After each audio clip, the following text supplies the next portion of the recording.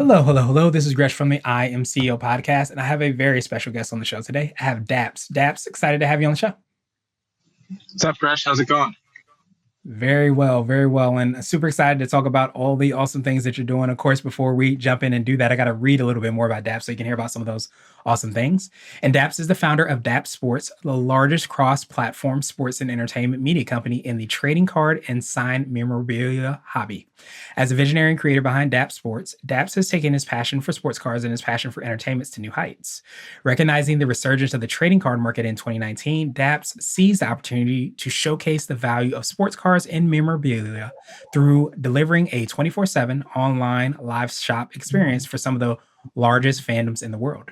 Early success and an ever growing fan base has since led to the establishment of Dappz Sports brand as the industry leader in the trading card hobby. At the helm of Dappz Sports, Dappz aims to demonstrate the true entertainment value trading cards brings. And I was reading a little bit before we jumped into this interview, and Dapp's grandfather was a former scout for the New York Jets.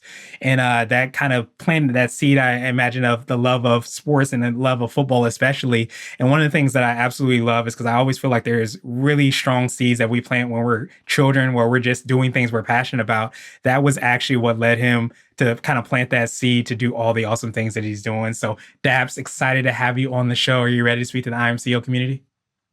I am ready to meet the IMCEO community for sure. Awesome. Well, let's get it started then. So to kind of kick everything off, let's rewind the clock a little bit. I know I touched on it. Hear a little bit more on how you got started. What I call your CEO story. Yeah, so like you said, my grandfather was a scout for the New York Jets. I grew up just going to the stadium and just admiring and being a pure fan of football.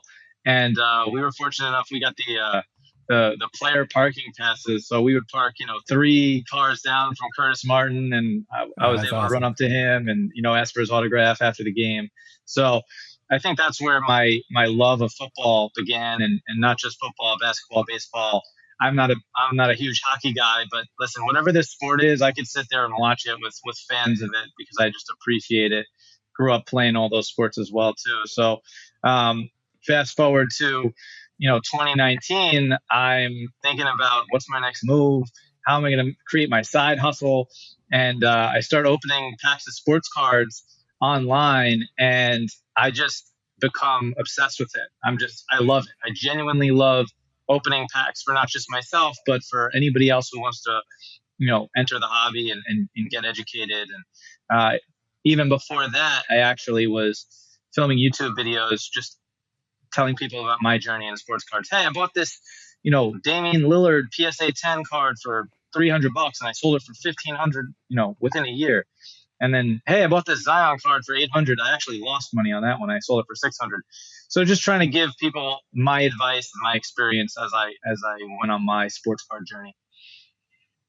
Nice. I absolutely love that. I love that word that you said, journey, because I think so many times, like, we don't realize, like, one of the most beautiful things about all these platforms that we have is you get to kind of go along on that journey. If you're excited or you're interested or any of the things, you get to kind of hear that. So I love that you kind of gave that kind of, for lack of a better term, behind the scenes kind of access so people can know a little bit more probably how to do it, but also what that whole process looked like. Yeah, and that's truly what it is. As an entrepreneur, you're on a constant journey, I believe, and that's what it's been for me. And before a successful business, usually there's two, three, four, five failed businesses, right? So there was a lot of things that I attempted before I started Dappz Sports that, maybe they sort of worked. Some of them didn't work. Some of them weren't good ideas, or they needed too much of a capital investment to really start. So Dappz Sports, though, is my breakthrough, so to speak. Nice. It's exciting to kind of hear that. And I appreciate you talking about, the kind of behind the scenes. I think a lot of times people say, you wake up and you dust yourself off and you have a successful booming business. But I think Robert Kiyosaki said 9 out of 10 of businesses fail. So he decided to start 10 or 11 businesses just to increase his likelihood. So it kind of sounds like you understand that as well, too, and had that similar journey. Yeah, and he's been an absolute wealth of information for me as well. Read Rich Dad Poor Dad a long time ago, and I recommend anybody who is, on their entrepreneurial journey. That's just a book that has a wealth of information, and it's just going to help you along the way. And I wasn't even ready for that book when I read it because Mm. you need to be at a certain place in your life to make investments, right? You have to have money saved, you have to be secure, have a foundation built.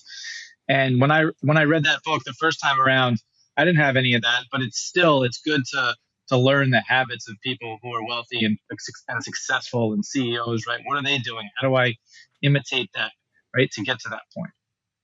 Yeah, and it sounds like I'm a big believer in success breeds success, and I think a lot of times when you're, of course, around those people, but get the opportunity to obviously read their books, listen to podcasts, whatever it is, you get to kind of be around that success. And I love how you mentioned that sometimes when we read books or whatever it is, it speaks to you at different times depending on where you are in your journey and in your life and what you're accomplishing or what you're working on. Yeah, absolutely. And I think too, there's there's different things you'll hear CEOs or wealthy or successful people say, and when you start to listen to different types of perspectives, but they're all saying the same thing or a similar message, that's when you go, this isn't a conspiracy, right? This is something I should probably be. If three different CEOs said the same thing and they run different businesses, like that's a habit that I want to replicate and add to my bag, so to speak.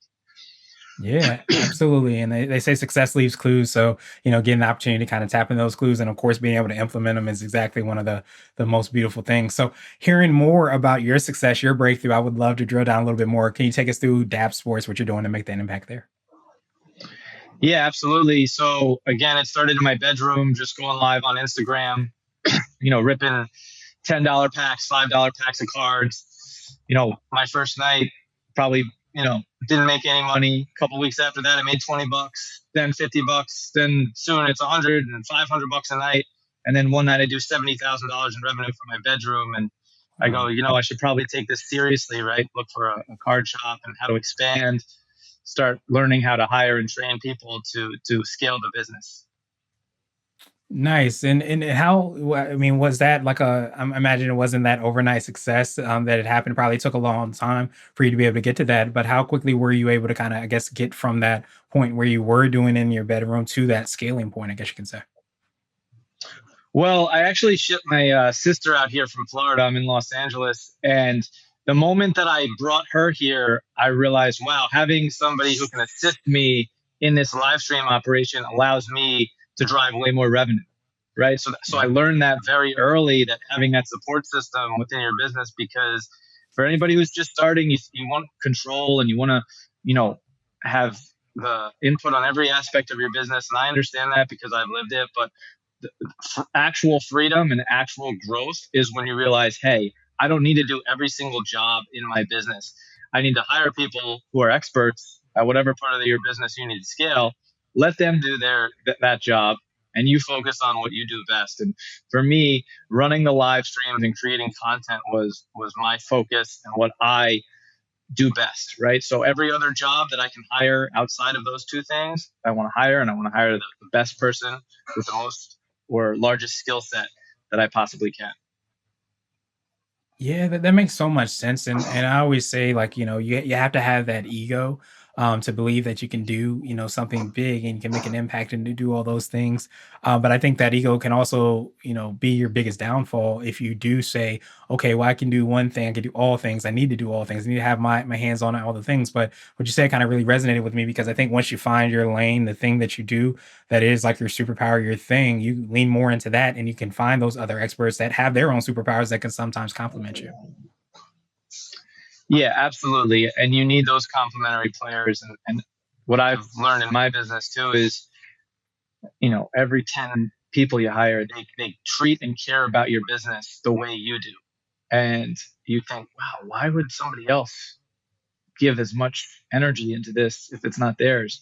But that's the truly remarkable thing when you find a handful of those people. If you're fortunate enough to find more than one and figure out how to hire those types of people, that's how your business can grow and that's how your business can evolve. And that's the beauty of all of this, is inspiring other people to want to be a part of your brand or your business because you've built a culture where it's cool, it's fun, there's a good energy. It's not draining to come to work every day. And listen, it's a job, right? Everything's a job, but you try to minimize the experience or the negative experience of going to a job and just that. Listen, I've worked in the past where I'm like, oh, I got to get up to go to this thing today that I don't want to do, and it's, I got to get to the train and I got to walk 20 minutes and it's a commute, right? So those things can create mental barriers and hold you back. So trying to build a culture, like I said, that's at minimum engaging and somewhat entertaining to be a part of is definitely what I aspire to get to. Yeah, absolutely. And I think that, deeply rooted in each of us is that humanistic aspect. I always say we don't forget about the human part of business, but it's that purpose to be able to not necessarily say you don't go through the trials, the tribulations, the hard things, but if you have a purpose behind it, I feel like that makes it sometimes worth it. And it maybe even makes it more gratifying of that journey when there is sometimes the speed bumps, the things that don't go your way, but you're able to kind of triumph through that, or your why of like what you're accomplished to, whether you're a CEO or entrepreneur, business owner, whatever title we might have, your why can end up being that fuel that keeps you going and going. Yeah, I think we all have egos, and they tell us, "Oh, we want to get successful overnight." And in my experience, that's just not what has happened. I haven't had that crypto type of exponential growth within a year. That's never been what's happened in my business. It's always been, hey, consistency is all that matters. Keep doing what you're doing. Some days you have spikes, and other days they're not as good as the best days, but you just get up and you do it every day and you keep building. And then when you look at it on paper on a graph over the last 2, 3, 4, 5 years, it's just slowly going up, right? It doesn't need to have this insane peak, because also if you have an insane peak, you might have an insane floor, right? And that's Yeah. not the type of business I look to build, and it's not fun. That can be stressful, and that can have anxiety attached to it, right? This is the way that I believe a business is supposed to grow. Slow and steady wins the race. And like I said, consistency is one of my habits that I try to preach to other people. Yeah, absolutely. I almost wonder, and I would love to hear if there's more ways that, of course, you make an impact and you serve the clients, and your audience as well too. But I would love to I'd love to hear and wonder if that consistency part is part of what I call your secret sauce. It could be for yourself, the business, or a combination of both. But is it that ability to understand the marathon mindset? I'm going to call that to be aware of that. Do you think that's part of your secret sauce and what helps you to serve your clients? Absolutely. And I think, when I was younger and just starting businesses, you always think, money is like the driving force, right? Like, oh, I want to get rich, or I want to be wealthy, or I want to create a business that, everybody knows about. But that's not the mindset I have now. The mindset I have now is get to work, keep doing it, keep building, and you go from 2 employees to three, from 3 to 5, from 5 to 7. You don't just go from 5 employees to 50, in a month. That's not how it goes, right? And as your employees scale, your revenue slowly starts to grow, your profits slowly start to grow, right? Everything is supposed to happen at the right pace. You don't need to force things, you just need to show up. It's kind of, a light at the end of the tunnel. You might not always be able to see it. And there's this saying that I read recently, and I loved it. It was, if you were stuck in a forest and you can't see your way out of the forest, the question is, can you see your next step, right? Mm. And if you can see your next step, that's the definition of consistency, right? Take that next step. You can't see what's going to happen in a year, 2 years, 3 years. You come up with a plan, right? You put it on paper. You say, hey, these are goals that I would like to achieve. But right now, today, step step one. What's the step today you got to take? Yeah, and I imagine that ends up being so powerful for one, obviously, because it gives you that action.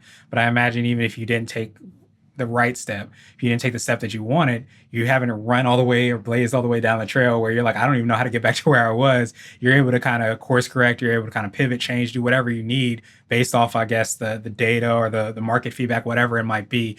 So that again, you can kind of have that marathon, those steps along the way to you getting to where you want to be.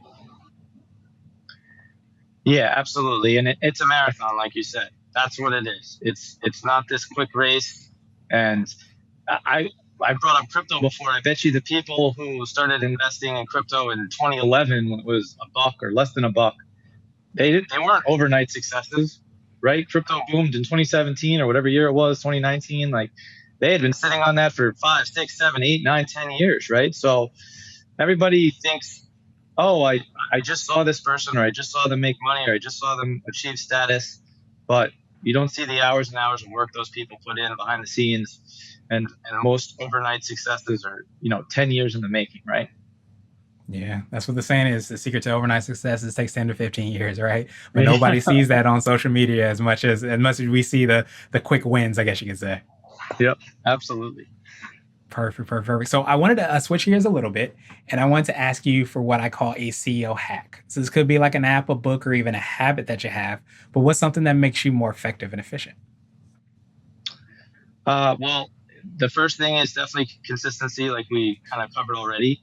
The next thing I would say is acceptance. And what I mean by acceptance is you have to accept where you're at, wherever you are, right? Whether you're just starting your journey or you're in the middle of it as a CEO, or maybe you're near the peak of it as a CEO. But accepting where you're at, if you're starting a business and you have no revenue, but in your mind you're focused on is being $1 million company, your head and your body are not in the same place, right? You got to be Mm, present. You have to be where you are and accept, hey, I don't have a business right now. I just started this thing. That's okay. You have to be able to tell yourself that's okay. It's okay if I don't have any revenue. It's okay if nobody knows who I am. It's okay if I don't have any followers yet or any engagement or any likes. That's okay, right? You have to start somewhere. So accepting who you are, where you are, and where your business is at. Once you accept that, that's when your path and your journey really begins, right?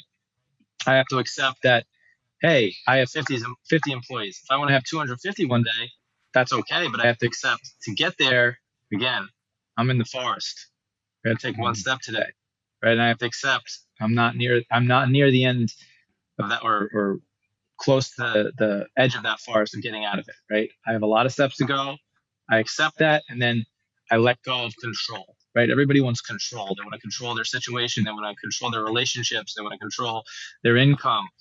But you know, allowing yourself to accept where you are, let go a little bit of that control, right? That centers you, right? And that allows you to think with a clear head. And once you get there, then things become easier. Then every day is a little bit easier, a little less anxiety, a little less stress, a little less fear. All those things start to kind of deplete, and your focus and your clarity increases. yeah, that makes so much sense, and I love that acceptance piece. And of course, like I feel like once you have the acceptance, then you can start add on, like you said, the letting things go. Having that consistent action as well too. But I think so many times if you don't accept like where you are, or kind of like the, for lack of a better term, reality of where you are, then you can be taking consistent action in the way that probably isn't in alignment with exactly where you are. So it could not be as beneficial to you. But I think when you have that accept, like you said, it becomes like a levity. You don't have as much pressure because you know where you are. You know that you need to take consistent action of where you get to be, and then you just kind of get to roll up your sleeves and do the work. Yeah, absolutely. And I think that in my experience, what I've learned and what I would say to the audience here is think about any time that you've felt stress or anxiety or you feel depressed. Most of the time, when you feel those things, it's because you're thinking far into the future or deep into the past, right? You're Mm, thinking about something where you're not present. If you're present and you're thinking about, hey, what do I have to do today? What do I have to do right now? Well, where's my focus? If you're focusing on today, it can really decrease that stress. It can decrease that anxiety when you have that focus. But when you're thinking about, oh, I should have said this or I should have done this years ago and I wouldn't be where I'm at now, or in 5 years I want to be this person, or I want to have this much money, or I want to have this much success, right? When you think about those things that are in the future or in the past, you're not present. You're not in your reality. And that's where anxiety, stress, fear, depression, all of those things begin when you're not present. yeah, and that ends up being so powerful, especially that word should. You end up being yourself because you feel like you should be at a certain place or a certain area, or you should have did this differently, or any of those things. But again, it really provides an opportunity, I think, to really be aware and be um, in that realistic mindset about where exactly you are so that you can get to where you want to be. And I think so many times we can forget like the present is a present for a reason, and we can rob ourselves of the opportunity we have before us. 100%. And you don't want to rob yourself, right? You need to take control. Well, it's funny, we just talked about letting go of control, but you need to make sure that you have yourself before anybody else. I speak to a lot of people, and they want to help everybody else, and they want to help their family and their immediate friends, and I'm all here to support that. But you can't help anybody else unless you have yourself first, right? So you need to figure out where you're at, accept where you're at, be okay with it. And if it takes 2 years, if it takes 5 years to reach your goal, you put a plan down. Hey, how do I get to this point? I accept that. Hey, I have to work, a 9 to 5, and then I got to work 3 hours a day for the next 2 years to save up X amount of money to start my business in 2 years. And I accept that. That's okay. I can do that, right? But if you don't accept that it's going to take 2 years and you're trying to make it happen in 6 months, that's where a little bit of anxiety is going to start to build up. That's where a little bit of anger and frustration builds up, and that's what knocks you off of your own rhythm and your own path. Yeah, absolutely. And it's so funny. Before we hopped on, we were talking a little bit about the plane and flying. And one of the things I always kind of remind myself of is whenever that you take off, you get the directions. They always say put your oxygen mask on first before you help other people. And if we forget about that, as much as we want to make an impact, we end up making more of an impact by putting our oxygen mask on first and making sure that we are kind of in the place that we can truly make an impact. Yeah, I love that analogy. That is spot on. You're not helping anybody put their oxygen mask on if yours isn't on first, for sure.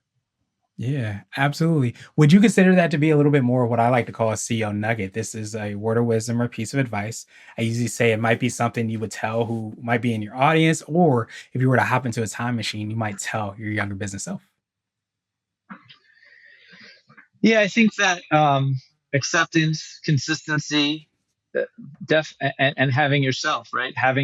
Knowing who you are, right? Know thyself, right? That Mhm. saying.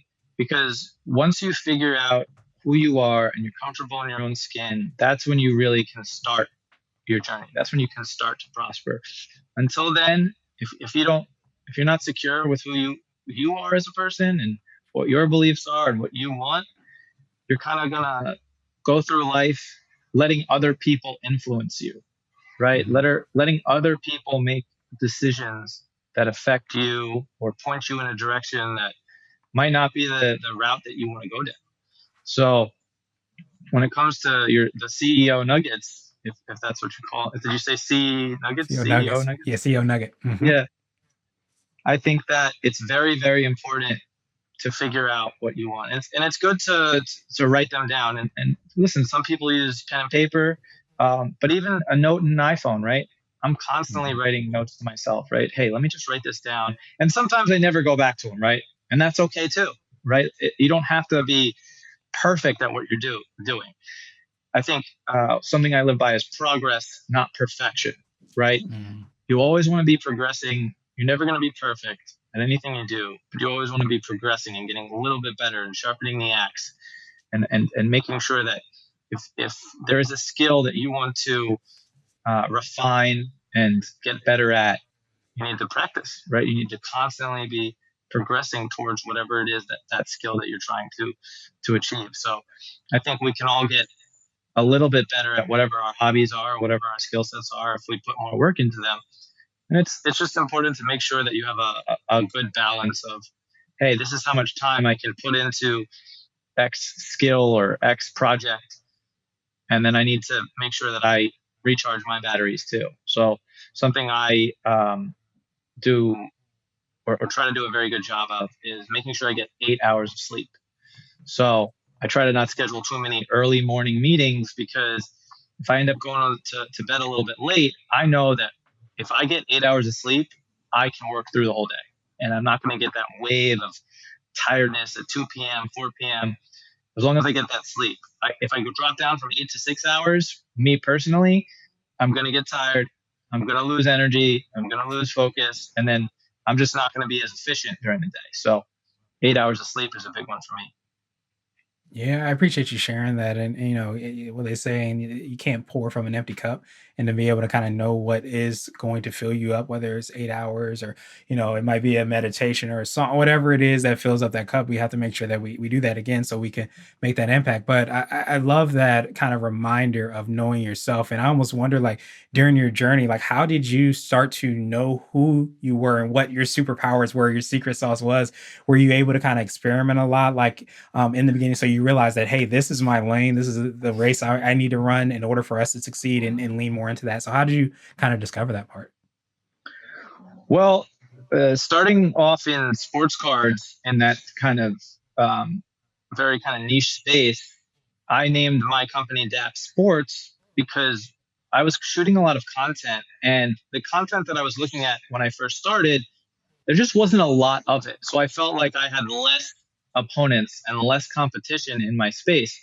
And I wanted to make sure that if I was going to take my journey down the sports card road, if I was going to build content, I didn't want to be limited to sports cards only. I wanted to be able to make memes and make um, sketches, right, of just anything that happens in the NFL or the NBA or MLB, right, and not be limited to only producing sports card content. So I named the company Dappz Sports because I thought that was a little bit more vague and just encompassed the whole sports media side, right? So from the beginning, I had the vision to make sure, hey, I'm going to start in this sports card sector. That's going to be my little niche. But the overall goal is to be a media company, right? To be able to produce content, work with brands, activate sponsorships, do in real life events, right? So the brand is very, very important to me because I believe that it can be similar to the way a Supreme will collaborate with a North Face, right? Those are two very kind of different companies, but they were able to collaborate. So what I see in the future for our brand is being able to collaborate with brands that maybe they're not in the sports space, right? Maybe they're just in a completely different space, but we're able to come up with a collaboration because that was the vision from the start, right? Was to create content and hopefully be able to partner with as many different brands as possible. Nice. I love that, the ability to, as you say, kind of like be aware of the niche, be aware of the opportunity, but at the same time, hold true to that vision and be able to kind of understand that as the organization grows, as you start to bring on the employees and crush goals and do all those things, you continue to kind of fulfill that vision, but that vision is broad enough to where you have space to continually evolve, which I think sometimes we can get locked into either or, but having both is really what it seems like you leaned into.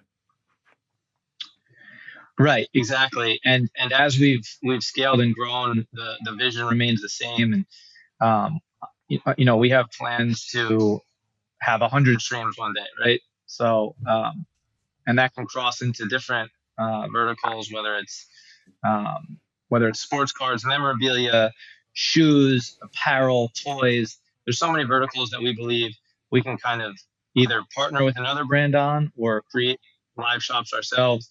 So a lot of brands, I believe, over the next 3 to 5 years are going to be looking for help. They might have a retail space, but they don't know how to do online shopping. They don't know how to do live shopping, which we've been doing every day for 4 years, right? So we hope to be able to help those brands and be a resource for them. Well, whether it's consulting or helping them build their infrastructure, we can really provide value. Yeah, that makes so much sense. There's a book that I love called Range, and it talks so much about like the be able to solve the problems of tomorrow. We used to be in a world where everything's so siloed, where toys was here, sports cars was here, sports, but starting to it talked a lot around the future of tomorrow belongs to the people that are able to see the range, to be able to have those different experiences, to be able to mold them together or create new experiences, new solutions, all those things because you have that range of experiences. So it sounds like you tapped in that very early on, and it's just starting to blossom from there. Yeah, and it's cool to see because some people early on didn't believe in content, right? They said, Mm. "Hey, your moneymaker is your live streams selling, you know, driving revenue on those live shops," which they weren't wrong, but I just believe attention is the most valuable thing in the world, and once you have enough of it, I believe you can monetize it. So, um, we've just been capturing attention for almost 5 years right now. With the brand, and I'm excited. We have some cool brands and sponsorships that we're working on in the background, and I hope those come to light pretty soon. And it's just a testament to the whole team and the whole company's work. Putting on a show every single day. We have 6 channels now, and everybody just is here close to 24/7 running these streams, making sure that our audience and our customers have somewhere where they can build community, ask questions, be educated, be entertained, all of these different things. So live shopping is definitely a term you're going to hear more and more over the next 3 to 5 years. And I hope that Dappz Sports is associated with that. Yeah, absolutely. It's also testament to the vision as well that you have, and be able to kind of understand and stay true to yourself. Because I think so many times, I say if you run your own race, you can't lose. You hear people seeing people doing things, you could very easily say, okay, we need to do that. But staying true to yourself, is really a testament to that vision and what you've been able to execute. So I almost wonder if that is maybe a little bit more on how you would define being a CEO. And our goal is to have different quote unquote CEOs on this show. So Daps, what does being a CEO mean to you? Being a CEO to me is leading, right? Making sure that the people who you're working with, you can help. You can help educate, but also you're constantly learning as well, right? We're not perfect. Like we said before, progress, not perfection. I'm learning that sometimes I'm putting ideas and protocols into place, and maybe they don't work the way I thought, right? So we have to maybe pivot, maybe adapt to uh, a different protocol, and also empowering your employees too, making sure that they have input, because sometimes what I've noticed works a lot is I'll put a protocol in very lightly into the company and into the business, and see, hey, listen, try this out. If it doesn't work, or you think you have a better solution, let me know. I'm all ears, right? And sometimes the feedback we get is incredible, and people will say, no, no, no, no, no, this is the way to do it, and then we put that into practice, and it works, right? So while you're a CEO and you want to lead and be in control, right? You want to have all the control.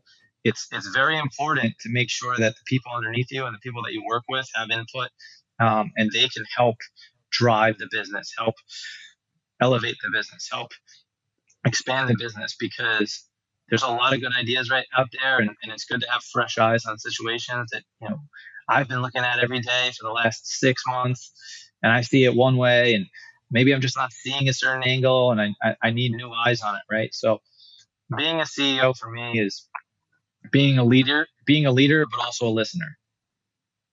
Yeah, I absolutely love that, the leading, the learning, and of course empowering your team. I think so many times when we think about leadership, we can get caught up in leading means knowing. That means you know everything, you know how to do everything. You're not actually listening, you're actually learning, you're not paying attention and all those things. So truly appreciate that definition. And of course, I appreciate your time even more. So what I want to do now is pass you the mic, so to speak, just to see if there's anything additional that you can let our readers and listeners know. And of course, how best people can get out of you, find out about your team, all the awesome things that you guys are doing to make an impact. Yeah, I would just say the last thing that I would leave everybody with is, just think about your day in terms of sort of like a cell phone battery, right? You have 100 energy points every single day, and you need to think about who are you giving those points to, because everybody runs out of battery, at the end of the day. So think about, hey, is it worth getting in this argument with my sister or my mom or my dad or my grandpa, right? Because how many energy points are you going to give to that person to win that argument? And then what do you achieve by winning that argument? These are just questions you have to ask yourself, right? So what I've done over the years is I've learned, hey, I want to put as many points a day into my business as I can. And I'm not going to give energy to other people who don't deserve it, or who are going to suck my energy out for me, because I only got 100 points to use every day, and I need to focus on where I'm investing those energy points. So that's what I would leave with the audience. If you're interested in sports cars or memorabilia, check us out on TikTok at Dappz Sports, Dappz Sports, dappsports.com. We're on YouTube, Instagram, Snapchat, all those good social platforms under the name Dappz Sports. We create a ton of content We do about 30 million views on TikTok every month of original content that we produce, and another 15 million in our live shops. So if you have any questions about anything that you're interested in purchasing or don't understand how certain live streams work, you can pop in there and you can ask questions, and our streamers and our breakers are happy to answer any questions. It's a really cool community. And if sports aren't your thing, we sell a ton of Pokemon, Star Wars, anime, Marvel, Disney. A lot of cool stuff on TikTok is available at Dappz Sports. Awesome, awesome, awesome. Thank you so much, Daps. We're going to, of course, have the links and information and show notes as well, too, so that everybody can follow up with you, ask those questions, subscribe, do all the things that they can do. But truly appreciate that last point that really resonated with me in terms of being able to kind of understand how to protect your energy and make sure we're putting our energy towards the things that we need. A lot of times we have those apps that are taking up all the energy. Those are sometimes people or things that we're committed to. So realizing how we can detach from that and, of course, put that towards something that's really powerful. So thank you so much for doing that, my friend, and I hope you have a phenomenal rest of the day. Have an amazing day. Thanks for having me.